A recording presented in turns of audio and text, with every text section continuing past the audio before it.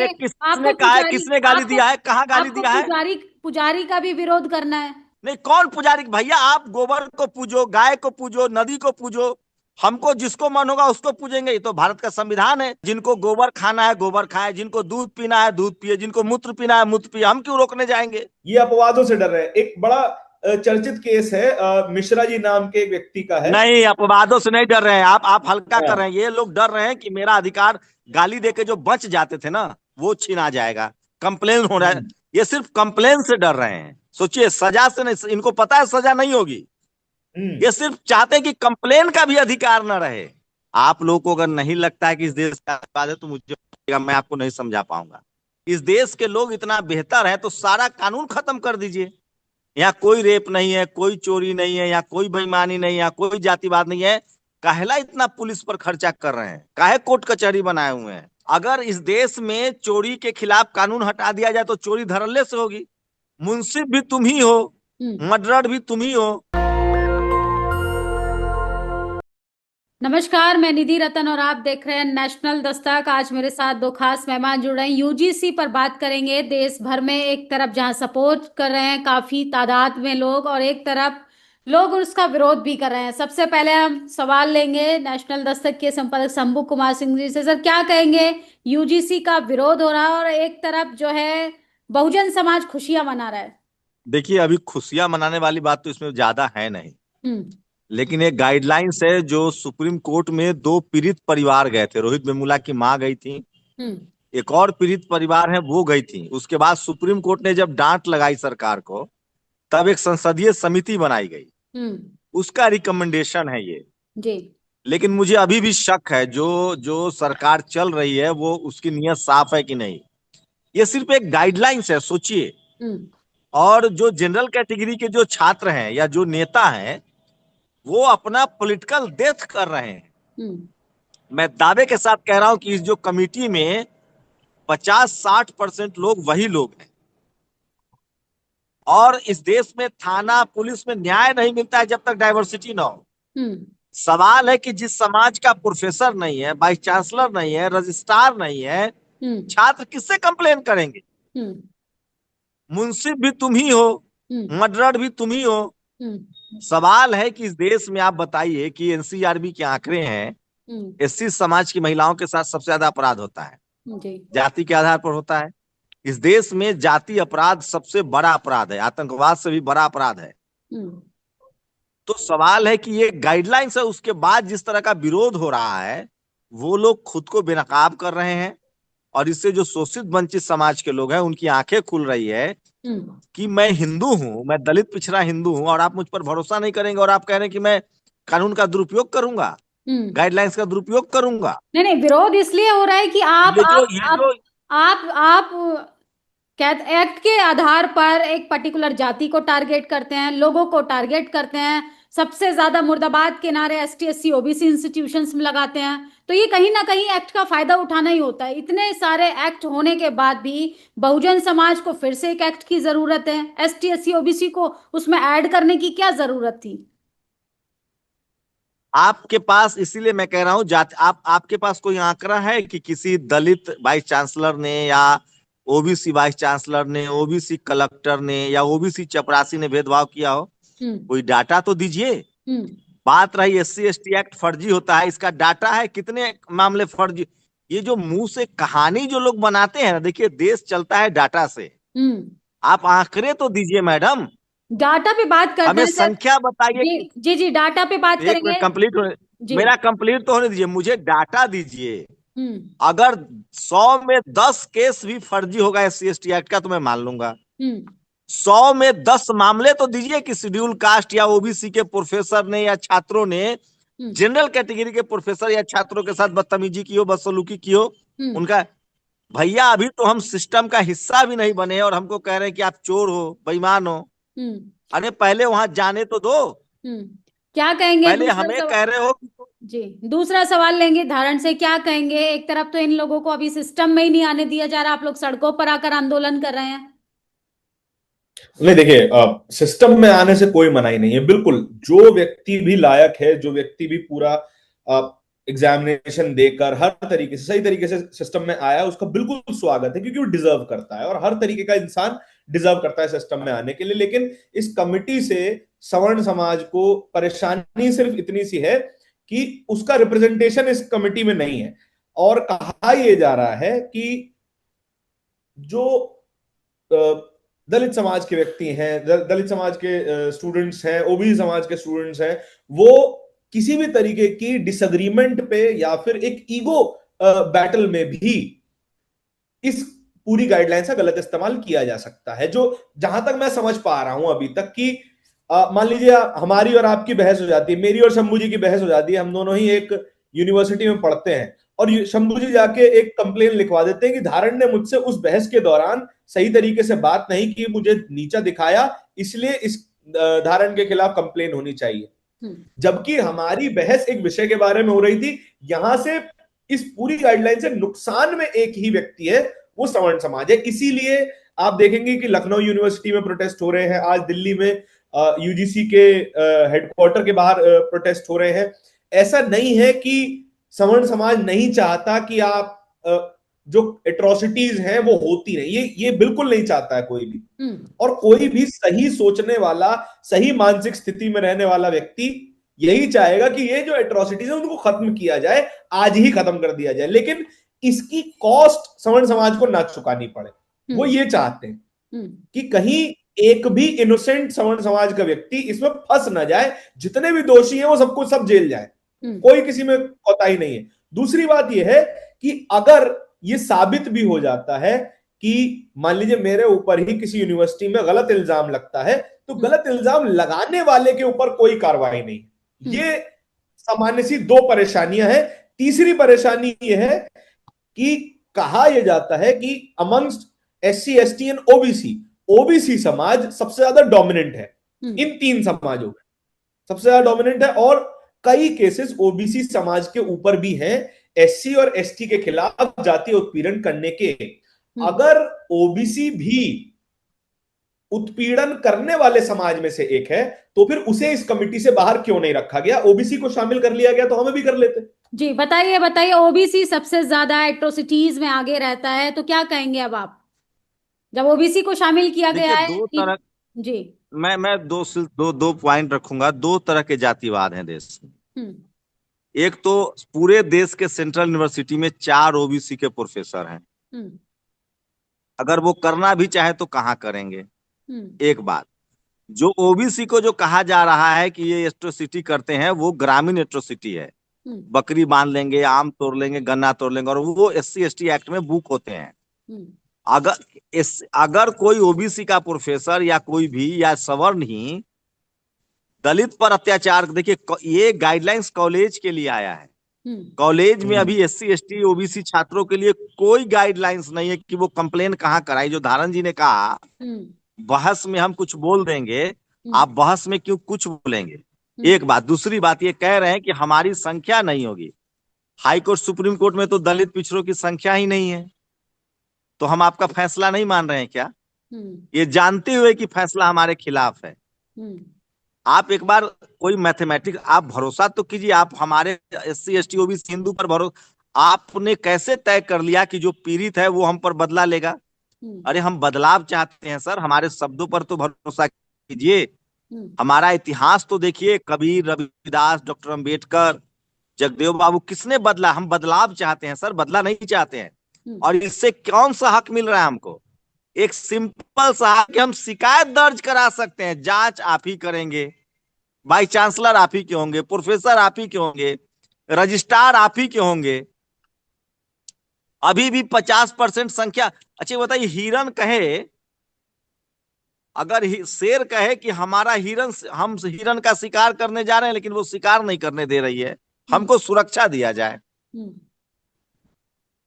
तो नैसर्गिक न्याय क्या कहता है? हिरन का शिकार शेर करता है या शेर का शिकार हिरन करता है? तो आप ये तो वही बात हुई कि हिरन, आप धारा को उल्टा बहाना चाहते हैं। शेर ये जो जातीय शेर लोग हैं, ये कह रहे कि भैया हमको हिरन से बचाओ। हिरन को चिल्लाने की आजादी मिल रही है, मतलब तुम कत्ल करो तो कुछ नहीं, हम आह कर दिए तो खता हो गई। मतलब ये जो हिरन है, ये लोग कह रहे हैं एससी एसटी ओबीसी हिरन जो है, जिसका शिकार होता है, उनको कह रहे कि भैया हिरन की सुरक्षा हटा ली जाए, उसका शिकार वो चिल्ला रही है, हम शिकार करने जाते हैं, वो चिल्ला रही है। हम्म। अरे भैया, जब आप जातिवाद करोगे ही नहीं तो जातिवाद पर आप पर आरोप क्यों लगेगा? ये तो अद्भुत है। तब तो चोर वाला जो अधिनियम है, चोर के खिलाफ जो कानून है हटा दिया। चोर कहेगा कि भैया हमको चोरी करने में दिक्कत हो रही है। हम्म। कल रेपिस्ट कहेगा कि भैया हमको रेप करने में दिक्कत हो रही है, कानून हटा दीजिए।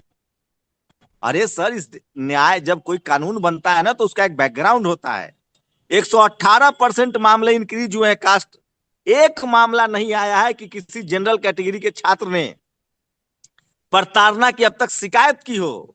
कभी ऐसा मान लो, अब तक कोई ऐसा मामला तो आता। आप सीधा एक्ट लेकर आ रहे हैं, आप एक बिल लेकर आ रहे हैं। ST/SC एक्ट के बाद सिटीजनशिप एक्ट है, कॉन्स्टिट्यूशन में तमाम आर्टिकल हैं, उसके बाद आप इंस्टीट्यूशंस में इस तरीके का बिल लेकर आए। कॉन्फ्लिक्ट पैदा नहीं करेगा छात्रों के बीच में? नहीं नहीं, ये कॉन्फ्लिक्ट कम करेगा। अगर इस देश में चोरी के खिलाफ कानून हटा दिया जाए तो चोरी धड़ल्ले से होगी। कानून का खौफ होना चाहिए।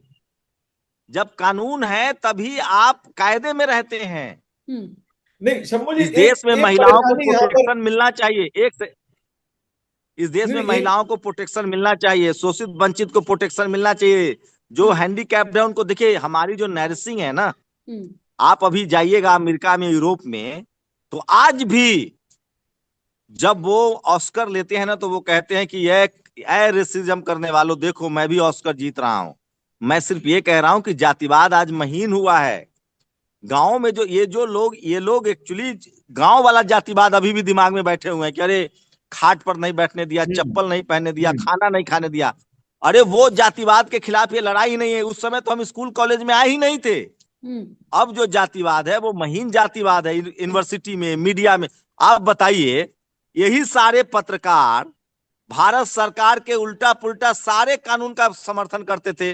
वक्फ का, CNRC का, किसान बिल का, और एकमात्र एक बिल भी नहीं है, ये गाइडलाइंस है। और सारे सवर्ण पत्रकार सरकार की आलोचना कर रहे हैं। हिंदू हृदय सम्राट मोदी जी को जाति सूचक गालियां दी जा रही है। आप कह रहे हैं कि सोचिए, जब प्रधानमंत्री को जाति सूचक गाली दिया जाता है। हम कल यूनिवर्सिटी में खुद भुक्तभोगी हूं। Indian institute of mass communication में मैंने एक बयान दिया था कि मेरे आस्था का भी सम्मान हो। अरे सर, आप कह रहे हैं कि बहस, आप अपनी आप आस्थाओं कह रहे हैं कि का हम जो कहते हैं वही मानो। आप अपनी आस्थाओं का सम्मान कराने के लिए मनुस्मृति को गाली दीजिएगा, आप ईश्वर को गाली दीजिएगा। आपको मंदिर में भी जाना है, मंदिर में जाके ये किसने कहा है? किसने गाली दिया है? कहाँ गाली दिया है? पुजारी का भी विरोध करना है। हाँ, नहीं, कौन पुजारी? भैया आप गोबर को पूजो, गाय को पूजो, नदी को पूजो। हमको जिसको मन होगा उसको पूजेंगे। ये तो भारत का संविधान है। ये सब मनगढ़ंत बातें मत बताइए। यहाँ बात हो रही है नंबर काटने की। यहाँ बात हो रही है टीचर ह्यूमिलिएट कर रहा है। हमें किसी के आस्था से कोई मतलब नहीं है मैम। जिनको गोबर खाना है गोबर खाए, जिनको दूध पीना है दूध पिए, जिनको मूत्र पीना है मूत्र पिए। हम क्यों रोकने जाएंगे? हमको न पता है। हमको तुम भी यही यहाँ से प्रॉब्लम नहीं, आप गोबर खाइए, आप गौमूत्र का सेवन कीजिए। सुनिए सर, बस क्लियर हो तो। आप गोबर खाइए, गौमूत्र का सेवन कीजिए। हमको भी आजादी है कि हमको ये नहीं करना है, हमको दूध पीना है। हम आपकी आस्था है, हमें कोई दिक्कत नहीं है। आप उसको हम पर थोप नहीं सकते हैं कि नहीं तुमको भी यही करना है क्योंकि तुम दलित हो, तुम अपनी सोच नहीं सकते हो, तुम्हारी संख्या कम है तो तुम सोच नहीं सकते हो कॉलेज यूनिवर्सिटी में। सर, ये लड़ाई इसी ये फंडामेंटल राइट्स की है कि आपकी आस्था हमारी आस्था को हमें मानने दीजिए। हमारी आपकी आस्था से हमारा कोई लेना देना नहीं है। हमारा मन होगा तो आपके साथ उठेंगे बैठेंगे, नहीं मन होगा तो नहीं बैठेंगे। ये जो जबरदस्ती आपको क्या लगता है? आप लोग जो बहस, आप लोग के पास कोई डेटा है? यूपीएससी डेटा है, कॉलेज यूनिवर्सिटी का डेटा है, ड्रॉप आउट का डेटा है, IIT IIM में सुसाइड का डेटा है? अरे जब बात कर रहे हैं तो यहाँ ही आप लोग अभी बात कर रहे हैं, उसी में उल्टा बात कर रहे हैं। आप कमजोर मानसिकता के आधार पे फांसी के फंदे से लटक जाइएगा और दोषी ठहराइएगा सवर्ण को, दोषी ठहराइएगा जनरल कैटेगरी को। क्या कहेंगे आप? निधि जी, यहाँ पर प्रॉब्लम ये है ही मतलब नहीं। आप हम चाहते हैं कि आप डाइग्रेस मुझे कर गाली रहे दें, आप मुझे परेशान करें, हम्म, आप मुझे गाली दे, परेशान करे, मेरा नंबर काट ले, मुझे जाति की वजह से रोज ह्यूमिलिएट करे, हम्म, और हम मतलब हम मरे भी नहीं। हम्म, आप क्या चाहते हैं कि आप भारतीय हैं ना, हम्म, हम भी भारतीय हैं ना, जी, SC ST OBC भी हिंदू है ना, हम्म। आप क्या चाहते हैं कि आप हमको गाली दे, मारे, और हम आपकी जी हुजूरी करें, मजदूरी करें, बंधुआ मजदूर बन जाए? बताइए नारायण की सड़कों पर कोई विद्यार्थी तो आके प्रदर्शन नहीं कर रहा है, तमाम हिंदू संगठन अभी सड़कों पर इस गाइडलाइन का विरोध कर रहे हैं, उनको क्या तकलीफ हो रही है? वो तो इस कॉलेज यूनिवर्सिटी में यार भी नहीं है। नहीं नहीं नहीं मैम, छात्रों को कोई परेशानी नहीं है। जितने भी हम्म, यूनिवर्सिटीज हैं हमारे, जितने भी सेंट्रल यूनिवर्सिटीज हैं, उनके छात्रों को कोई परेशानी नहीं है। वो असल में चाहते हैं कि वो अपना एक अलग समाज बनाए जो कि रिप्रेजेंट करे कि हमारे यहाँ डाइवर्सिटी है। और इवेंचुअली हम एक ऐसी सिचुएशन में पहुंचेंगे जहां इन गाइडलाइंस की भी जरूरत नहीं होगी, जहां जातिवाद की भी जरूरत नहीं होगी, जहां आरक्षण की भी जरूरत नहीं होगी। लेकिन वो बहुत बहुत लंबी बहुत लंबी दूर की कौड़ी है वो अभी हम उस सिचुएशन में नहीं है। लेकिन आज जो का कंसर्न ही यही है कि उनको पहले से ही, पहले दिन से ही अपराधी मान लिया गया है। हम्म। उनको देखा ही अपराधी के तौर पे जा रहा क्या है। बात कर रहे अगर हैं वो धारणा आप?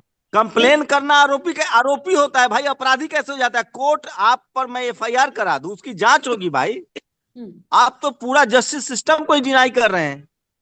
किसी का आरोप लगा देने से कोई अपराधी नहीं हो जाता है सर।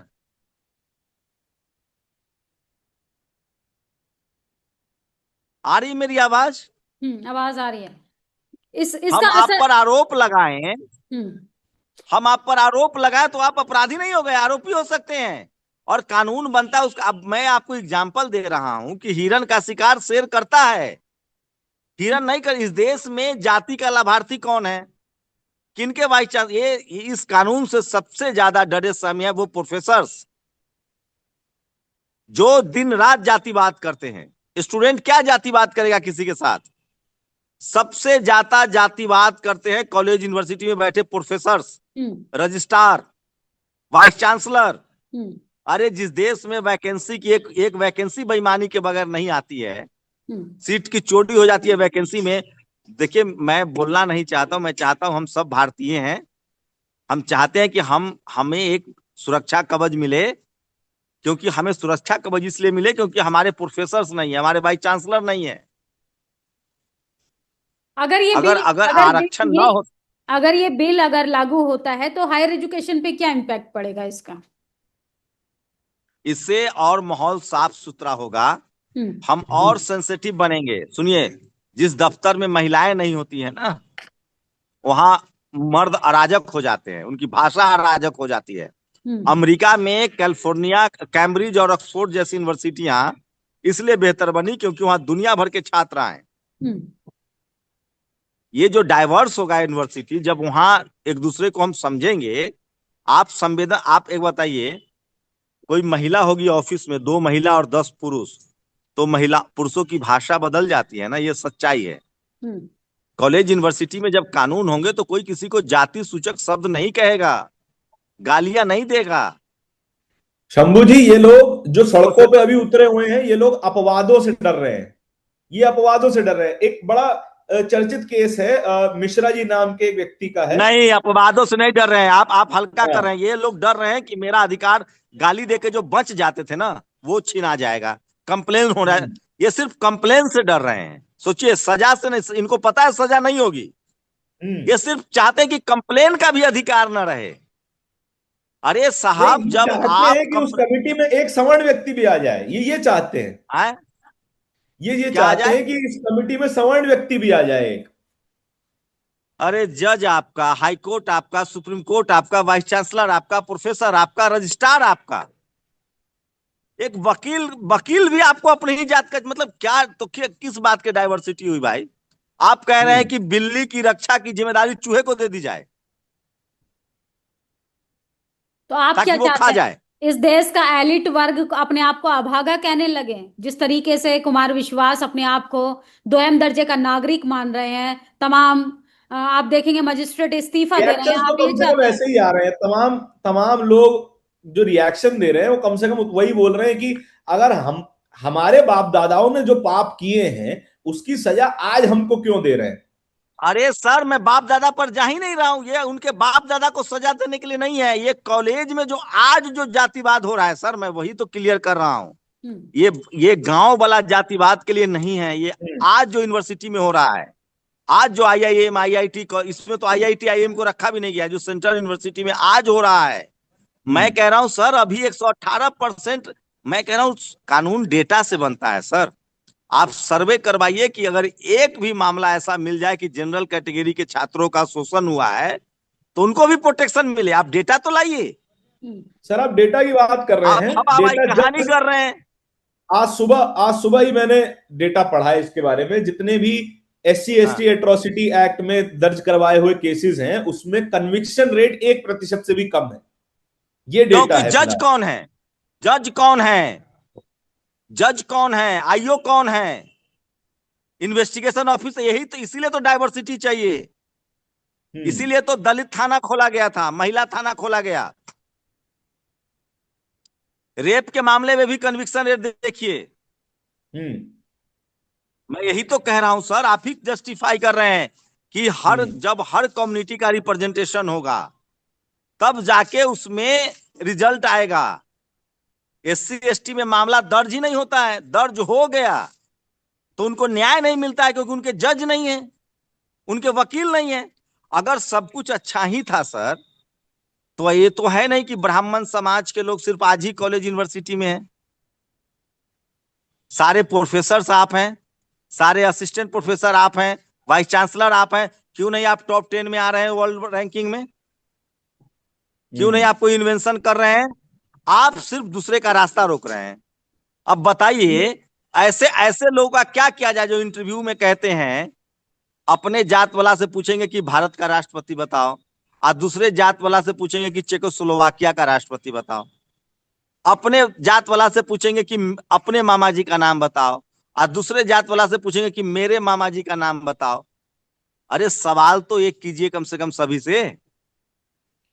ये तो आप लोग ये मैं झूठ बोल रहा हूँ। यहाँ पे मैं पॉलिटिकल एंगल से भी मैं सवाल पूछना चाह रहा हूं आपसे कि अगर कॉलेज यूनिवर्सिटियों में ये सब प्रॉब्लम्स हैं, अगर कॉलेज यूनिवर्सिटीज में जो दलित समाज के बच्चे हैं, OBC समाज के बच्चे हैं, उन सब के साथ प्रॉब्लम्स हैं, तो यही समाज एक ऐसी सरकार को चुनता है जो इन सब में डाइवर्सिटी को हटा के इनको एक ही छाते के नीचे लेके आना चाहता है। ऐसी सरकार भी तो इन्होंने भी चुनी है। और ऐसी अरे सर, आप फिर सरकार में अच्छा सुनिए सर, तमाम सवर्ण, तमाम संघी कुलपति बनाए। मैं आपको जवाब, आपको पता है अभी भी दलित पिछड़े समाज का रिप्रेजेंटेशन कितना है स्कूल कॉलेज में? नहीं है सर। सर मैं कल एक स्कूल गया, 2019 की मैंने खबर पढ़ी है, केवल 95% ब्राह्मण, राजपूत और बनिया समाज के प्रोफेसर हैं। और नहीं मैं प्रोफेसर की बात नहीं कर रहा, मैं स्टूडेंट। सर अभी हम 15% 20% ही लोग स्कूल गए हैं सर। वो भी बर्दाश्त नहीं हो रहा है। वही तो बचाने की लड़ाई है। हमको नौकरी लायक तो बनने दो। ये जो मेरी मैं सर, आप लोग हमको अगर आप जातिवाद देखिए सर, जो लोग सोए हुए हैं उनको जगाना आसान है, जो जगने सोने का नाटक कर रहे हैं उनको नहीं जगा। आप लोगों को अगर नहीं लगता है कि इस देश का जातिवाद है तो मुझे, मैं आपको नहीं समझा पाऊंगा। तब तो दुनिया में रेसिज्म भी नहीं है, कास्टिज्म भी नहीं है, तब तो जेंडर वायसनेस भी नहीं है, पेट्रियार्कल भी नहीं है। मान लीजिए भारत एक स्वर्ग लोक है, यहाँ न जातिवाद है, न जेंडर वायसनेस है, न कास्ट वायसनेस है, न रिलीजन वायसनेस है, न यहाँ रीजनलिज्म वायसनेस है। हम सोने की चिड़िया हैं, हम स्वर्ग से उतरे हैं। बस हमको यही कहना है। अच्छा, एक आखिरी जब आप मानने के लिए तैयार नहीं है जी, एक आखिरी सवाल लेंगे। अगर ये बिल हायर एजुकेशन में इम्प्लीमेंट होता है, क्या इस देश में जो जर्नलिज्म हो रही है उस पर इम्पैक्ट पड़ेगा? क्योंकि आप लगातार देखेंगे कुछ पत्रकार भी इस गाइडलाइन का विरोध कर रहे हैं। अरे सर, मैं बार बार कह रहा हूं, इस देश में जाति ही नहीं है। बाबा साहब ने इसीलिए डाइवर्सिटी का प्रावधान रखा है। जब तक डाइवर्सिटी नहीं आएगी, जब तक हर जाति के लोग जज, कलेक्टर, SP, DM नहीं बनेंगे, प्रोफेसर वाइस चांसलर नहीं बनेंगे। सुखदेव स्वराट कमीशन ने भी कहा है। तब तक ये समस्या का हल नहीं होगा दुनिया भर में, जब तक सबकी भागीदारी तय नहीं होगी। एक ही जाति के लोग ईमान, हम ही नहीं कह रहे कि कोई बेईमान है, लेकिन मैं ये कह रहा हूं कि ये जाति प्रधान देश है। एक ही जाति के लोग हिस्से में सब कुछ नहीं छोड़ा जा सकता है। तो क्या इस बिल के समर्थन में अब सवर्ण सबको लोगों वहां को आना सड़कों पर आना पड़ेगा? है। इस बिल के समर्थन में अब सवर्ण समाज को, जनरल कैटेगरी के लोगों को सड़कों पर आना पड़ेगा, ये बताने के लिए कि हम जातिवादी देखिए, नहीं हैं। नहीं नहीं, सड़क पर देखिए, दुनिया भर में ऐसा हुआ है कि जो भारत के अलावा दुनिया भर के देशों में, आप अमेरिका का एग्जांपल दे रहा हूं, वहां श्वेत लोगों ने सड़कों पर उतर के कहा कि हम रेसिज्म का विरोध करते हैं। हम्म। सवर्ण समाज को भी मैं क्या कह रहा हूं, दिन उनको समझ में आएगा हम्म। और वो समझ भी रहे हैं। ये जो लोग हैं जो जो जो कह रहे हैं कि हमारे बच्चे बर्बाद हो जाएंगे, उन पर एफआईआर हो जाएगा, केस हो जाएगा, जिस दिन इस देश का 90% आबादी कहने लगे कि हम जज साहब का फैसला नहीं मानेंगे क्योंकि हमारी जाति के जज नहीं है, हमारी जाति के पुलिस नहीं है, हमारी जाति का एसपीडीएम नहीं है, कलेक्टर नहीं है, हम्म। मैं तो ताज्जुब करता हूं कि इस देश में पहले तो ये मान ही नहीं रहे कि जातिवाद हो रहा है। अरे जिस देश में एक आदमी, मैं जज हूं, है, मैं शादी ब्याह जाति देखकर करता हूं, सारा कर्मकांड जाति देखकर, मतलब 24 घंटे में मैं 18 घंटा जाति के हिसाब से काम करता हूं। 6 घंटे मैं जज की कुर्सी पर जाके जाति भूल जाऊंगा?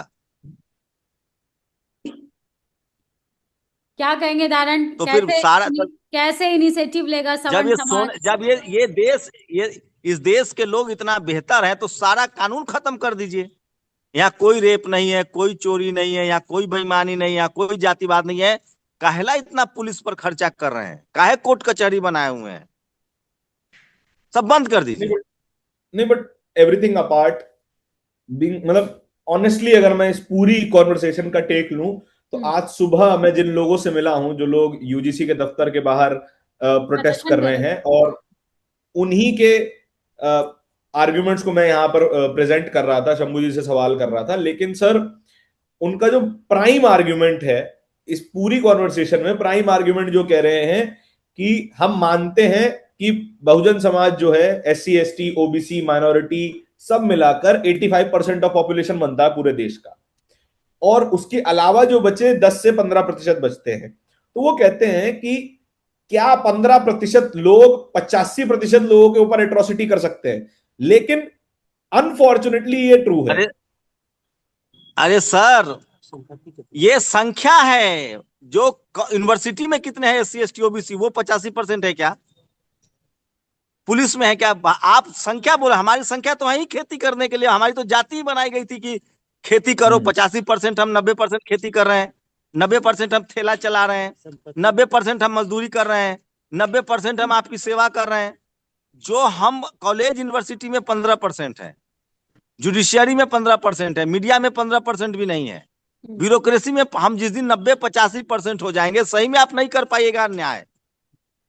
हमें यही तो डर है उनको कि ये 85% जो गोबर चुन रहा है, जो मजदूरी कर रहा है, वो वहीं रहे, हमारे संस्थानों में ना आ जाए, हमारे ऐशगाह में ना आ जाए, हमारे शहरों में ना आ जाए, और शहर में आके ये मजदूरी करे। यही तो लड़ाई है धारण जी। हम है 85% 90%, लेकिन कहाँ है? सिस्टम के बाहर हैं। सिस्टम में हम सिर्फ 15% आए हैं, और वो 15% को बाहर करने के लिए सारा तिकरमबाजी चलता है। हमारी आबादी 85% 90% है, लेकिन हम सिस्टम में 15% है। ये गांव वाला जातिवाद इनको लग रहा है कि गांव में जातिवाद खत्म हो गया, हमको उससे कोई लेना देना नहीं है। हम मीडिया चाहते हैं, जुडिशियरी चाहते हैं, ब्यूरोक्रेसी चाहते हैं, स्पोर्ट्स चाहते हैं, सिनेमा चाहते हैं। हमारे जो वहां, आप मेरी मत मानिए, मसान के डायरेक्टर से पूछिए उनके साथ क्या हुआ। आप इस देश के तमाम IAS टीना डाबी से पूछिए क्या होता है। भाई, अब जो जातिवाद है वो गांव में नहीं है। जो सिस्टम में 15% दलित पिछड़ा आया है, उसको कैसे बाहर किया जाए सिस्टम से, ये महीन जातिवाद है। इसको रोकने के लिए गाइडलाइंस है। हमारी संख्या तो होने दो कॉलेज में 50। और ये बात ऑनेस्टली मैं बताऊं, ये बात सवर्ण समाज नहीं समझ सकता, क्योंकि वो उन्होंने इतने लंबे समय से सत्ता में बैठे हुए मलाई खाई है कि उन्होंने मान लिया है कि इकलौती मलाई का अधिकार मेरे पास है। उन्होंने ये बात मान ली है। मैं जो सवाल पूछ रहा था ऑब्वियसली ये मेरे सवाल नहीं थे, एक जातिवादी सवर्ण के सवाल थे। नहीं, अच्छा है आप नहीं, हम कह रहे हैं हमें कॉलेज यूनिवर्सिटी में, तो आप देखिए क्लैरिफिकेशन होना चाहिए। हमारी मीडिया नहीं है, हमारे अखबार नहीं है, टीवी नहीं है, हम किसको बोले। सवाल है कि हमारी आबादी 90% है, लेकिन हम मजदूर हैं। आप हमारी आबादी देखना चाहते हैं 90% में, सड़क बन रहा है वहां जाके देखिए, बिल्डिंग बन रहा है वहां जाके देखिए, सफाई कर्मचारी देखिए, ठेला चलाने वाला, रिक्शा चलाने वाला, सब्जी बेचने वाला, दूध बेचने वाला, हम वहां 90% है, 100% है। हम कॉलेज में नहीं है सर, यूनिवर्सिटी में नहीं है, जुडिशियरी में नहीं है, स्पोर्ट्स में नहीं है, सिनेमा में नहीं है, बिजनेस में नहीं है, कॉन्ट्रैक्टर में नहीं है, जमीन हमारे पास नहीं है। 90% संसाधन 10% लोगों के पास है, उन्हीं का टीवी अखबार है। हमारी आबादी है 90%, लेकिन हम सिस्टम में नहीं है 90%। चलिए, ये हम बातचीत कर रहे थे किस तरीके से बिल को लेकर, बिल की गाइडलाइंस को लेकर विरोध हो रहा है। और सोचिए, एसटी एससी ओबीसी का दर्द वही जान सकता है जिसने उस जाति में रहकर वो दंश झेला हो। हम दोनों ही परिप्रेक्ष्य आपको बता रहे थे, सवर्ण समाज किस तरीके से विरोध कर रहा है और ओबीसी समाज को जुड़ने के बाद आखिर किस वजह से उसे जातिवाद का भी सामना करना पड़ सकता है, या किस तरीके से ओबीसी समाज भी जाति एट्रोसिटीज के शिकार हो रहे हैं। फिलहाल आप लोगों की क्या प्रतिक्रिया है, हमारी बातचीत पर अपनी राय जरूर दीजिएगा। शुक्रिया, शुक्रिया सर हमें समय देने के लिए। Thank you. दस्तक की आपसे गुजारिश है कि अगर इसको बचाना चाहते हैं तो नेशनल दस्तक को सब्सक्राइब करने के लिए रेड कलर के सब्सक्राइब बटन को दबाएं, फिर बेल आइकन की घंटी दबाएं। नेशनल दस्तक को बचाने के लिए बहुत जरूरी है कि हर खबर को शेयर करें, लाइक करें, कमेंट जरूर करें।